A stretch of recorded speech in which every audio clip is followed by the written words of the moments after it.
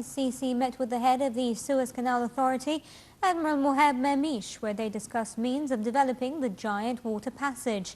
Presidential spokesman Alet Yousaf said that Mamish had briefed the president on the latest efforts which aim at enhancing the performance at the Suez Canal Authority.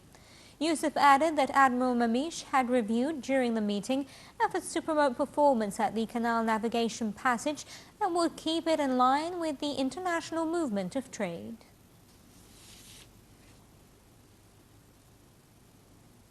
Arab League Secretary-General Dr. Nabil al-Arabi conveyed the Arab government's rejection to a proposal by the Western Europe Group at the United Nations, nominating Israel to head the 6th Anti-Terrorism Legal Committee. Al-Arabi conveyed the Arab country's position in messages handed to the representatives and ambassadors of the Western European countries at the Arab League's headquarters in Cairo on Sunday. More details with Nile TV's Nada Ibrahim. As everyone knows, the question of Palestine is paramount in the League of Arab States. And we had a meeting in Paris on the 3rd of this month, which was important. It did not achieve any concrete results, but at least almost 30 countries spoke about the need to end occupation, about the need to realize the two-state solution. We wanted more. We wanted to have a mechanism for implementation.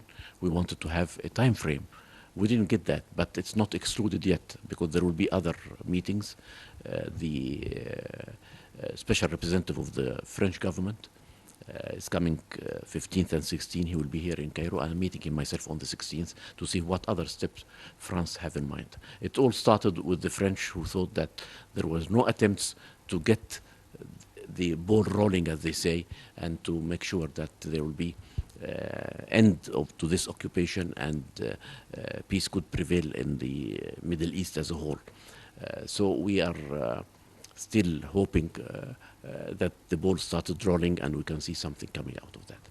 At the same time, it was brought to our attention as of late that the election for committees in the General Assembly of the United Nations will take place soon, and that Israel is a candidate to become the chairman of the sixth, which is the legal committee in the United Nations, which from our point of view is more than absurd. A country which is known for not carrying out any resolution of the United Nations, of acting in contrary to all international treaties and agreements, is taking every day many illegal actions, whether by building settlements or arresting people of all ages, men, women, and children, cannot be the head of the legal committee of the General Assembly of the United Nations.